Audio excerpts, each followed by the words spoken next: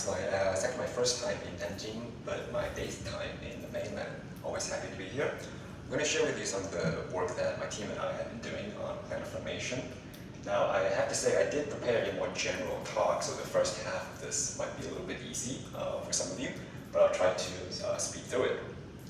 So, just to make sure we're on the same page, we are in, if you're not working exoplanets, we are in the era of exoplanet sciences, and we've discovered so far over 6,000 exoplanets, 6,286 to be exact.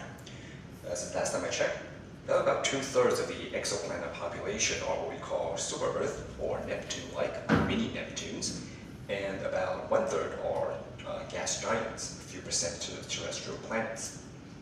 So, and we can plot these exoplanets in various forms. Here I'm choosing to plot the population in terms of their mass and their 7 major axes from the host stars, and the color is the orbital eccentricity of the exoplanet.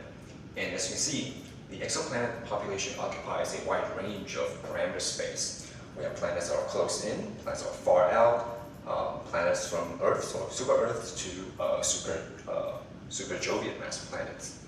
And when you look at the exoplanet population, we have planetary systems on inclined or eccentric orbits, planets with multiple stars, or planets of no stars at all. These are called free-floating planets. Might be more of those than we expect, actually. And as I said, we have close-in and also distant planets. In comparison, our own solar system is relatively unique. We have one star. Every planet is on a circular orbit. Every planet is in the same orbital plane. So in that respect, we are somewhat of a unique situation. A couple of examples of planetary systems I want to share with you. This is a recent discovery of a directly imaged exoplanet where we actually detect the light from the star, light from the planet. Stars masked out. And this, to me, is the most convincing evidence of exoplanets. You can actually see them directly. These are the directly imaged exoplanets.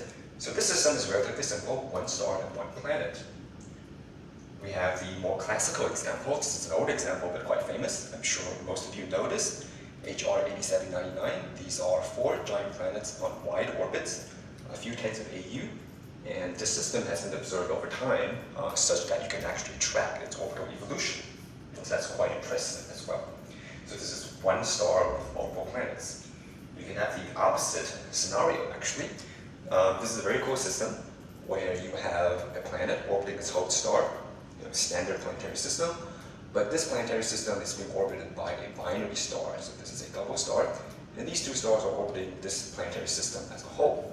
So if you were to live on this planet, you would potentially see 3 suns at sunset or sunrise. Now, even though there's a large diversity in the exoplanet population, one of the main goals in this field is to find Earth-like planets, because we would like to understand the origin of life. How did life form? And how does it evolve? So this system is the TRAPPIST-1 system, discovered around 2017.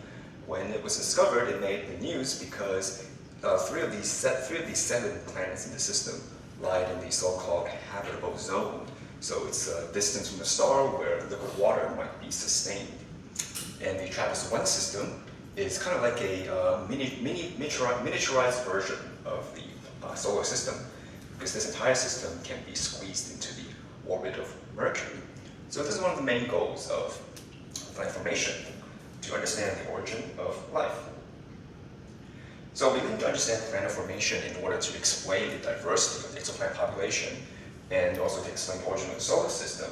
So we want to start from the basic problem of how do you form a single planet. Now what's important to remember is that star and planet formation are really part of the same story. They're 2 sides of the same coin. The standard scenario is you start with a cloud, collapses, and it collapses under its own gravity, and form a protostar in the middle, and around the protostar you typically form a disk-like object. We call it a circumstellar disk, or protostellar disk, or protoplanetary disk. Once the disk forms, somehow, this is the main point of the talk, once it forms, planetary systems emerge from these protoplanetary disks. And when the disk goes away in a few million years, we are left with a planetary system. So we observe the final product very regularly these days. But in order to explain why the final product is the way it is, we need to go back in time a little bit and understand what is happening during planet formation, when the disk is still there. Because the conditions of the disk and the properties of the disk is going to dictate what kind of planets you form and how you form those planets. And this brings me to my main field of expertise, which is the modeling of protoplanetary disks. Now this is actually an observation of the protoplanetary disk, a nearly edge-on disk, but already you can see a few features in the disk. For example, you have these dark lanes representing gaps, and the disk is actually relatively thin. Occasionally, you find this, well, not occasionally, but you also have disks that are observed face on. This is a disk around, which one actually? This is a face-on protoplanetary disk, where the obvious feature here is that you have two dark lanes in the disk surface density. We are actually looking at the dust distribution. So very often we see these dark rings in protoplanetary disks. And one of the leading explanation, by no means the only explanation, is that these are reflective of ongoing planet formation. So even though we're not detecting the planet, we might be seeing the signature of planets in the system. And I'll come back to this in the second part of the talk, actually. Now this is another observation, actually quite an important observation. This is only the second time where we have actually observed a protoplanetary disk with a structure in the disk here, rings, and a gap, two gaps here, and the presence of protoplanets in the system. So one planet here, one planet here. This was discovered in 2025, and as I said, only the second example where we directly observed three features at the same time. A protoplanetary disk with a structure, with a planet in the disk, and the planet is situated where the structure is. It's inside these rings. So that sort of is a hard evidence that planets do actually form in disks, and even after they form, they continue to interact with the disk, making observable structures in the disk. So I spent quite a good number of slides on convincing you that planet formation takes place in disks, in protoplanetary disks, but I've not yet explained how that actually happens, right? So how does planet formation actually proceed? The standard scenario, the mainstream idea, is a bottom-up approach where we build planets from the bottom. We start from micron-sized dust grains, and through collisional sticking, so we take two dust particles, throw them at each other, and there are surface forces that can bind them together. And this collisional sticking process can take you from micron-sized dust grains up to about millimeter or centimeter-sized grains. This limit is actually set by, there's actually experimental evidence for this limit, so we call this a pebble size for convenience. And then something happens, which I'll get back to, that takes you from pebbles to planetesimals.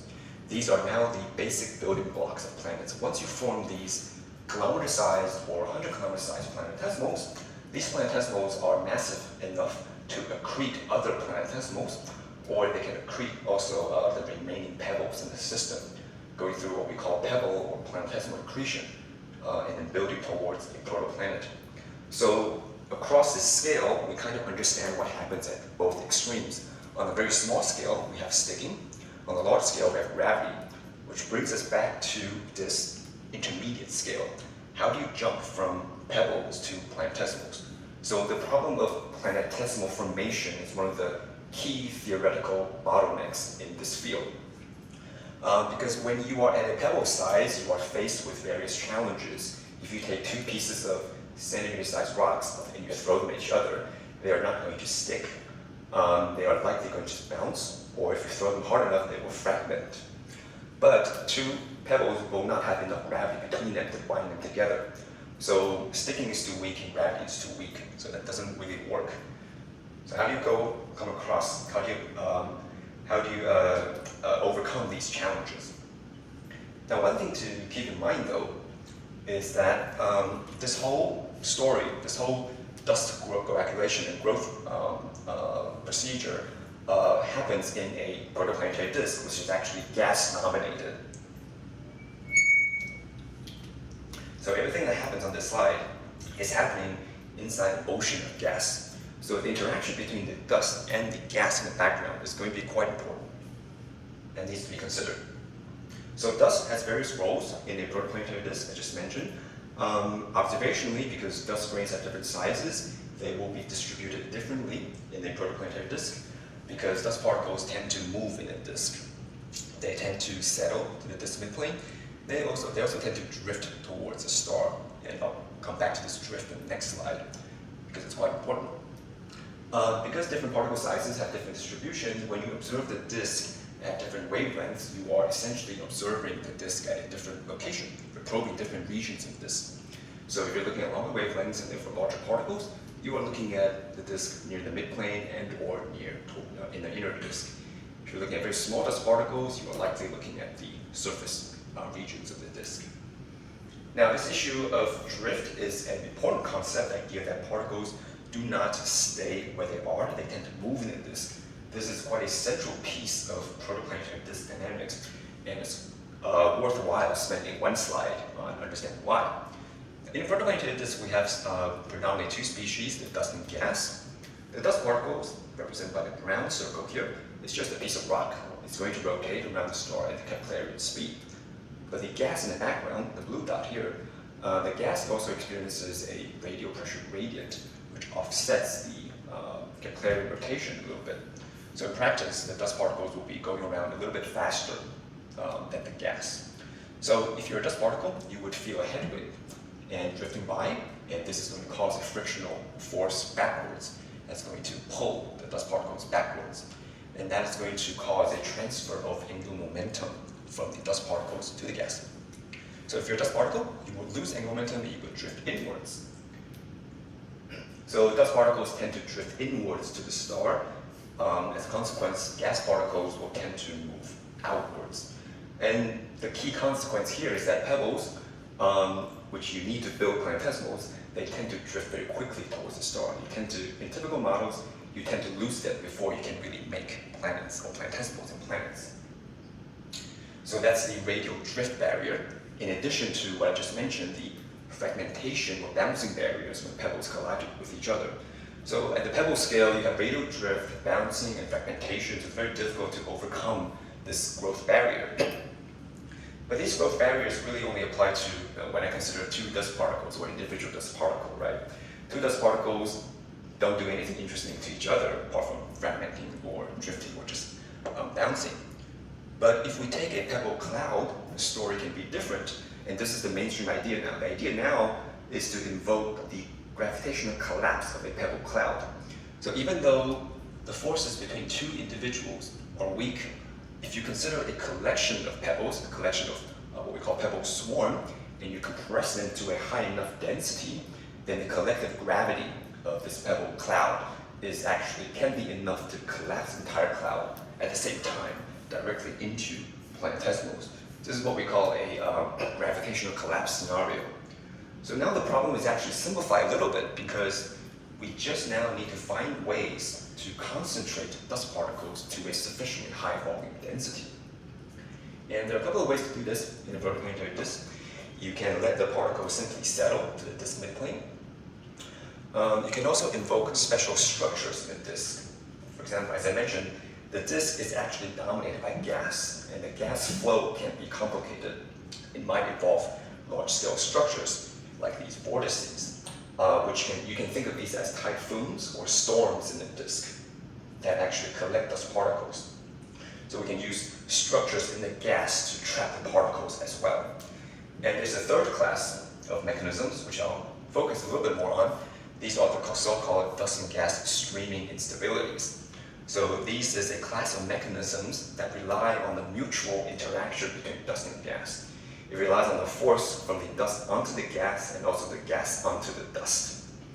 So, and it turns out that when you consider a mixture of dust and gas, the system is generically unstable. What that means is if you give the system a small kick will grow exponentially in time.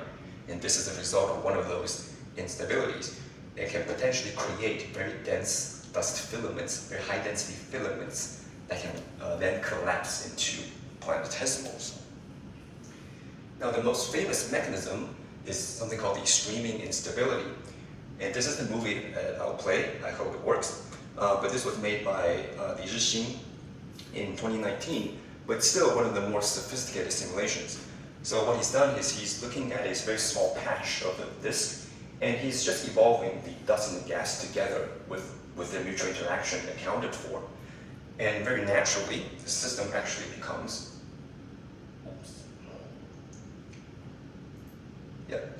system becomes unstable, and the result of this instability is the formation of dust filaments, which you see first, and then these filaments then break down into individual clumps.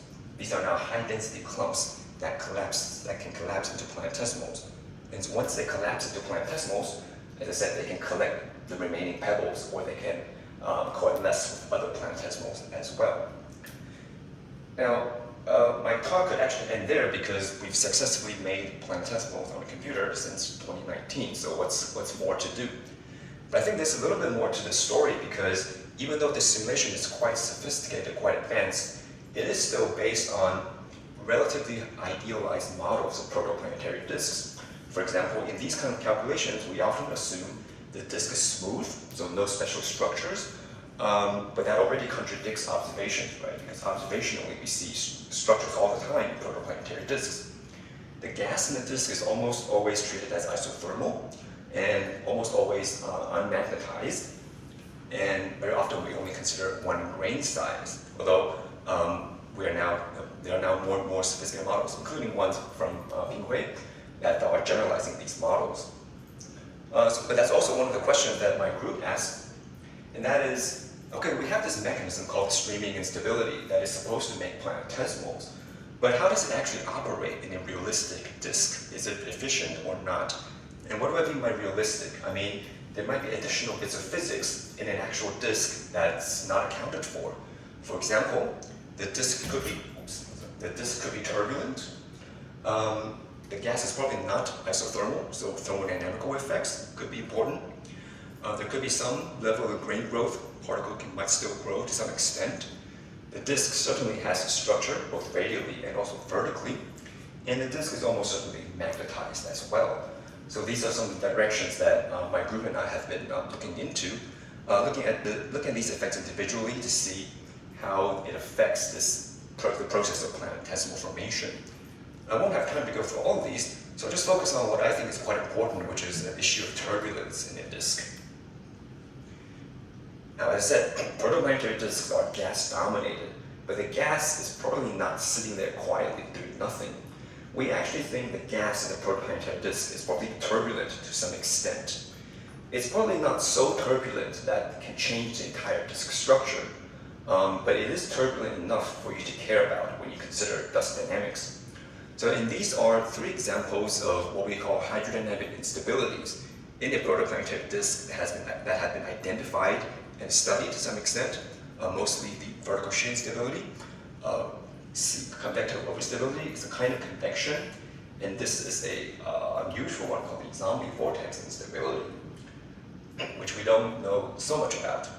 But my point from this slide is that disks, there are ways in which disks can become unstable and become turbulent, and this is actually quite well established now. Now I want to give you some examples of the impact of this turbulence on dust dynamics. But before that, I want to point out an interesting consideration, actually. So if you ask, how does turbulence affect planet formation? Superficially, you might imagine, well, turbulence is just chaotic motions in a gas, right? So you're right to think that, well, turbulence would probably just disperse the dust particles, right? It would just kick the dust particles around, and that would suppress planet formation. And that is true. But when we are considering disk turbulence has a special property that under some situations, the turbulence can produce large-scale structures in the gas. And these large-scale structures can actually collect dust grains. So in reality, there's going to be a competition between small-scale particle stirring, which opposes planet formation, and large-scale dust trapping or dust collection that might promote planet formation. So there's going to be a competition between these two effects. And I want to give you some examples of this competition. The first one, this is a numerical simulation of one of those instabilities, the vertical shear instability. This was done by my postdoc, Marius Liebman, who's now in the States. And what we're going to be looking at is the settling of dust grains to this midplane. This is the particle density, or dust density, but the gas in the background is going to undergo one of these hydrogen instabilities. So initially, the particles do want to settle to the midplane, but very quickly, the turbulence is triggered and it remixes the particles back up into the atmosphere. And at the end of the simulation, we have a pretty well mixed dust layer, or puffed up dust layer. And so this blob here is artificial from initial conditions, but otherwise, the dust is essentially puffed up back into its original height. So for this simulation, we would conclude that the stirring effect outweighs any collection effects, and there would be no hope of planetesimal formation here because we don't have high dust densities anywhere in the simulation. So this is another example, a very similar simulation in the sense that we're going to be looking at the response of dust particles to now this is a different kind of hydrogen instability, a different cause of turbulence. And let's see what happens. So the particles are initially being disturbed and stirred by the turbulence, but over time, the dust is now being slowly collected into these ring-like features here. And that is because even though the disk is turbulent, structures are now emerging from the turbulence, what we call zonal flows or pressure bumps in the background. These emerging structures are now trying to collect dust particles, but in a very non-steady way, because it turns out these structures are also themselves not steady. They are highly time-varying. So at the end of the day, even though there's some collection effects, the stirring effect is still quite a bit stronger, and therefore the amount of particle collection is quite limited. So this is a case where it's getting some trapping, but not quite enough. Now this simulation is actually two-dimensional. It's axisymmetric. So we can only form ring-like structures in the disk.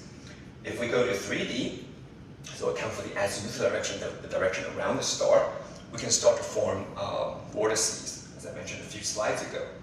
So this is a three-dimensional version of the previous run, where the gas now undergoes vortex formation. A vortex is now going to trap dust particles both in the radial direction and also in the azimuthal direction. So in this case, we get about 10 times more dust concentration than 2D, but still not quite enough, actually. This number here is the dust-to-gas ratio. It's about 10 times larger than the previous run. But to get planetesimal formation and gravitational collapse, you probably need this number to be around 1 to 100, depending on the precise mechanism. So still not quite enough. So it helps a little bit, but not quite. And that is because of now three-dimensional motions inside these three-dimensional structures. That's, again, providing some level of stirring. So I give you two examples where I try to account for turbulence. It seems to be detrimental to planet formation.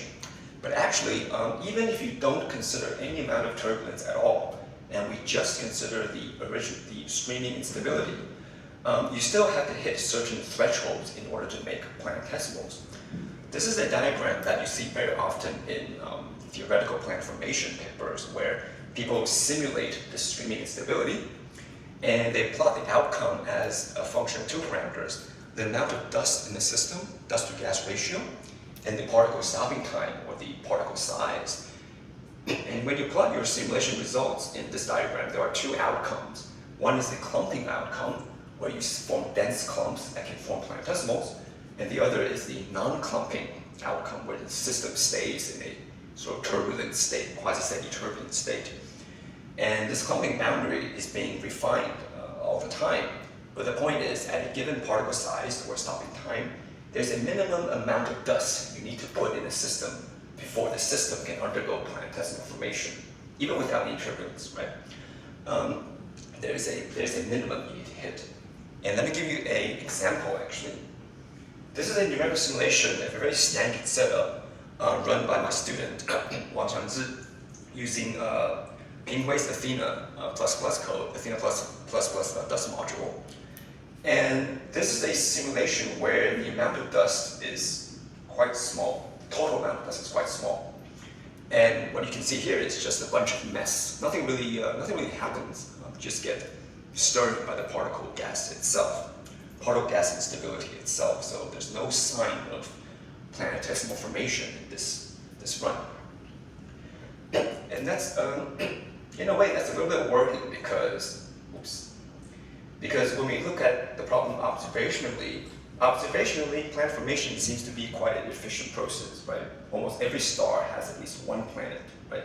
So planet formation should be a ubiquitous or universal process. But here we're seeing, even without turbulence, there are still certain minimum thresholds, minimum criteria we need to hit. So how do we make planet formation or planetesimal formation a little bit more universal? Or we want to make it happen more readily. So at this point, we ask the question if we missed anything in our basic model. So are we missing any in the big picture here? Is what I'm saying. And at this point, we realize that we forgot about something very important about protoplanetary disks, and that is the fact that protoplanetary disks are, fundamentally speaking, accretion disks. Material drains from the disk onto the star. It's a very generic feature of protoplanetary disks. It's an accretion disk. So any model we use to make planets should probably account for accretion in the system. So because the accretion disk, material should flow from the disk to the star. So we started to construct models of accreting disks and try to look at how does planet formation or planetesimal formation happen in this scenario. So I'm going to present to you a second simulation that is exactly the same as the first one, except now we are going to allow the gas in the background to accrete onto the star. Otherwise, all the parameters are the same, all the numerical parameters are the same. We just allow the gas, or we force the gas to accrete from right to left. And let's see what happens to the dust. This is the dust density.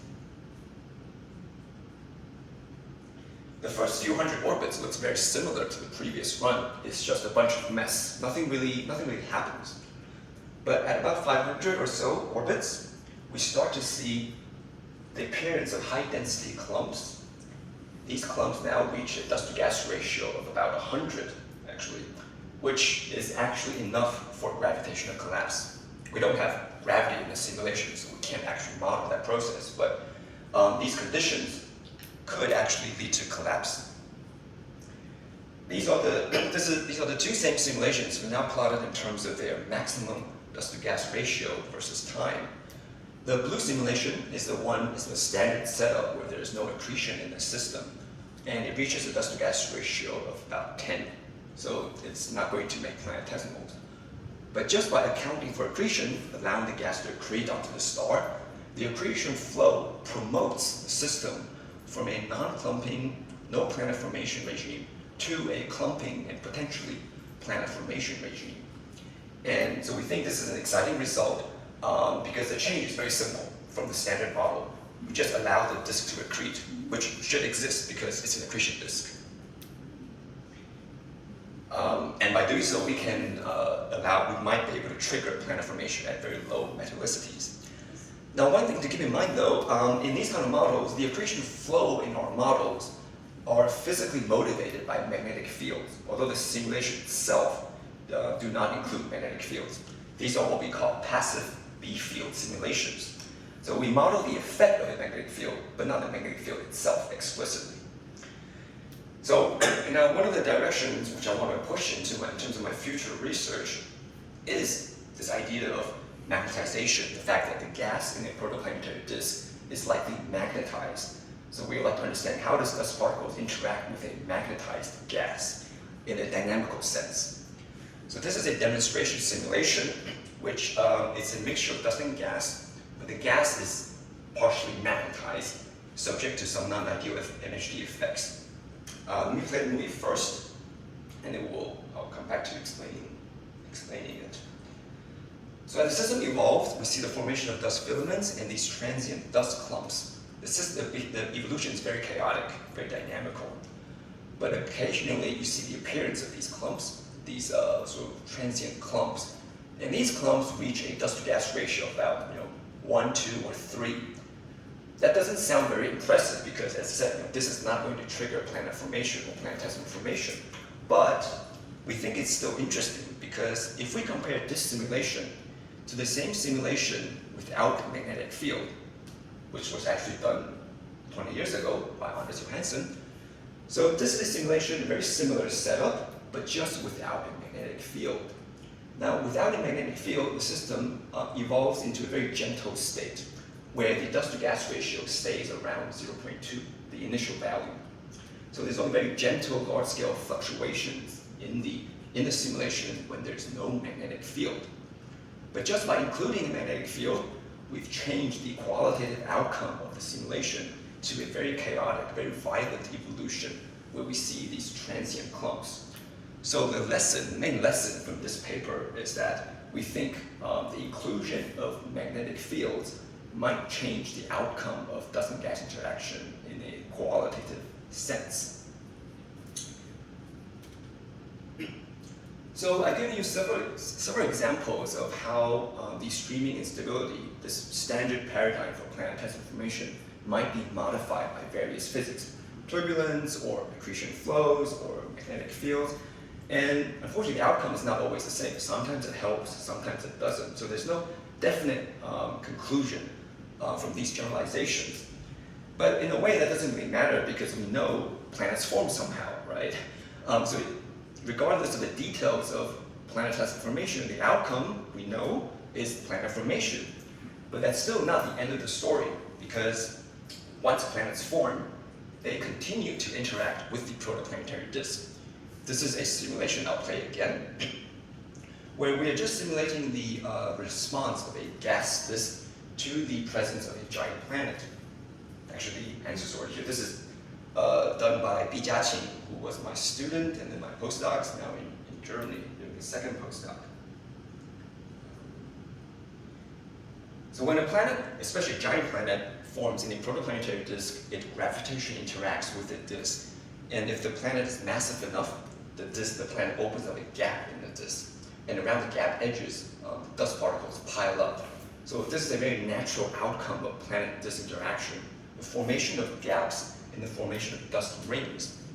And that is why when we see observations like this, these observations of protoplanetary disks that show us rings and gaps, that we immediately think of planet-disk interaction, because a planet is a very natural way to create these type of structures. And if we now assume that these structures are made by planets, we can go one step further, and we can actually try to model this process in some detail. So this is one example taken from Wing Hao, who's in Xiao right now, where he tried to model this observation. This is an observation of an actual protoplanetary disk showing us a gap and a dust ring. In order to model this problem, he assumed this is made by a planet and ran a lot of simulations of disk-planet interaction. And by post-processing his hydrodynamic simulations and making a synthetic observation from the data, he can actually match simulations with observations. And by making it match, he deduced that there could be a planet that's somewhere here. I forgot the actual mass, but there could be a planet in the system that can explain your observation. So for a single disk, you can spend the time to match your simulations to the observation and deduce the planet properties. But when you're faced with a survey like this, a lot of data, a lot of disks, you want to try to automate this process, this pipeline. So this is what my first postdoc actually, Sajid Aldi, did in 2020. So he started a series of models, developing a series of machine learning models or convolutional neural networks. His basic idea was that why don't we teach a convolutional or neural network the connection between structures in the disk and the underlying planet properties. So the idea is that you can train a neural network such that you can feed the network an image of a protoplanetary disk, for example, a disk with a gap in it. You can supplement the model with some additional information about the disk if you have it. And you can ask the neural network, what kind of planet mass can explain the structure I see? And in this case, he used the model to reverse engineer the planet mass. And he applied this first to the disk around HL tau. I'm sure everyone knows this image. But so this protoplanetary disk contains 3 dark rings, and previous hydro simulations have modeled this process. Actually, one of it was done here, right? Through hydrodynamic simulations, hydrodynamic modeling, they deduced that you could have 3 planets of about 0.3 Jupiter masses to explain these 3 dark rings. But this takes time, because you need to do simulations and you need to match your observations. In Saturn's approach, you can just feed into the neural network your 3 rings or 3 gaps, and then the model tells you, the model estimates you'll need a planet mass of about 0.2 Jupiter masses. So the answer is similar to hydro simulations, but here the answer is obtained instantaneously. So no simulation involved. Of course, to build the model in the first place, Sato had to make a training set, right? I think he ran about 1,000 disk planet simulations in order to train his model. Now, if you're going to run 1,000 simulations, you're going to have to make some approximations. And one of the approximations Sato made was he only, the models he developed were based on 2-dimensional simulations like these. These are 2D simulations. But of course, a protoplanetary disk is fully 3-dimensional, right? It's a 3-dimensional structure. And when you go to 3D, important features can appear that you don't see in 2D. This is an example, again, taken from Jiaqing's paper, where we're trying to address the following question. We think planet formation takes place after the dust particles have settled to the disk midplane. Planet formation happens, and our question here is, what happens to the rest of this dust layer once the planet forms? Does it stay well settled and therefore almost 2-dimensional, or does something more complicated happen? So this simulation, which I'll play momentarily, we're going to evolve this system forward in time, and at about 2,500 orbits, we're going to turn on a planet. We assume planet formation is going to take place at 2,500 orbits. And we're going to see what happens to the rest of the dust layer. System evolves, nothing happens until about 2,500, or 23 I guess, 100 orbits, where the planet forms, clears a gap, but at the same time, it actually puffs up the entire dust layer, especially at the edges. And this is because the planet actually induces very unique, fully 3-dimensional flows in the gas that lifts the dust particles up into the atmosphere. So the lesson here is that if you go to 2D, you would suppress this dimension and you would miss these features. So if possible, you would like to do 3-dimensional simulation in order to capture this fully 3-dimensional effect. And recently, about 2 weeks ago, Jiaqing submitted a follow-up paper to this one, where he generalized the model to eccentric planets, where now he's allowing the planet's orbital eccentricity to be non-zero. So these are two examples of a Saturn mass planet and a Jupiter mass planet. So the top panel is a reference circular orbit, similar to the previous slide. And from top to bottom, he is increasing the orbital eccentricity of the protoplanet. And 2 main things happen. One is, as you increase the eccentricity of the system, the puff up appears more, there's more puffing up. But I think more importantly is the disappearance of the dust gap. Take this column, for example. At zero eccentricity, I have a very clear, well-defined dust gap. But as the planet eccentricity goes up to say an extreme case of 0.2, the dust gap actually disappears. So if I look at the sky and I see a very clean, deep dust gap, I can probably conclude that the planet is probably not on a very eccentric orbit. Otherwise, the gap will be filled up. Now, rings and gaps are the most common type of substructures you see in protoplanetary disks, but they're not the only kind of substructures. There's a good fraction, maybe 25% of the observed disks that actually display lopsidedness or asymmetric structures, where the dust particles are concentrated on only one side of the disk. This one being probably the most extreme example, where almost all the dust is being collected on one side of the disk and zero dust anywhere else. So here we would need some kind of non-axisymmetric, asymmetric mechanism to trap the dust. And hydro instabilities is one of them. So this is actually the convective overstability, which I mentioned a couple of slides ago, where the nonlinear development of instability generates a very large-scale vortex in the system, and this large-scale vortex can now collect dust particles into the vortex. So this could be one way to explain asymmetric disks like this without invoking a planet. But of course, planets could actually also make asymmetries. So this is a synthetic observation based on simulation carried out by Michael Hammer, my former postdoc. He's now also in Germany. So what he did was he put a very massive planet in a protoplanetary disk, and the planet is so massive that when it opens a gap, the gap actually becomes unstable. That can happen when the gap is very, very deep.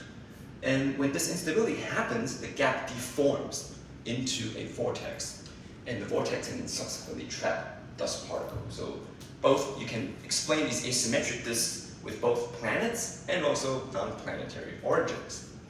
But that's still not all the substructures you see. You also see spiral arms in protoplanetary disks. This is one example of a protoplanetary disk observed over time, the disk around Ein Loop, where you observe spiral structures in the disk. And you actually see the spiral structures rotate. And in this paper, I think they attributed the spirals to gravitational instability. But that's not the only way you can make spirals in a disk. One very easy way to make a spiral in a disk, apart from a planet, is to invoke the perturbation of a companion. And this is a piece of work that I was loosely involved in. So Su Wei Sen is a master's student, mostly worked with Jeremy Smallwood. So in this project, they try to answer the following question. Most stars are not isolated, right? Most stars are, well, over half of the stars are binaries, or at the very least, star-star interaction should be relatively common. So if I have a protoplanetary disk around a single star, it's possible that it experiences some kind of flyby event by a nearby star. So the question they asked was, if a disk undergoes a flyby event, a star passes by, is the flyby event going to promote planet formation in the disk or suppress planet formation in the disk? It's not actually obvious because once the flyby happens, it might create spirals in the disk. That's where material is accumulated, and that might promote planet formation. But the flyby itself produces perturbations or disturbances in the disk or stirring in the disk that might suppress it. This is one example where they had an equal mass flyby, and so they let the flyby go across, and then they looked at the resulting gas and dust structure in the disk. They formed a compact dust disk, and then they analyzed the properties of these dust spirals or dust rings, and they concluded that the conditions in these spirals that came from the flyby is actually favorable to planet formation. So in this scenario, they found that the creation of spirals through a flyby event can potentially promote planet formation. But I have to say, this is only one case where they had this conclusion. They had other cases where the opposite conclusion was reached when the flyby mass was not equal. Anyway, that's actually most of what I wanted to tell you today. Just a quick recap of the talk. We are in a golden era of planet formation evolution. The main theoretical bottleneck for planet formation is the formation of planetesimals from pebbles, because there are various barriers, growth barriers at this scale. And the number one explanation is the streaming instability, but it could be modified depending on kind of additional physics you consider. On the other hand, it doesn't really matter because planet formation happens regardless. And once planet formation happens, again, that's not the end of the story because the planet continues to interact with the disk. And this companion or this planet interaction is also a broad area which I will put more focus on in my next phase of research. Because disk planet interaction could be used to explain substructures in the disk, and they actually also affect the evolution of planetary systems as well. So that's the end of my talk, and I'd be happy to take any questions. Thank you.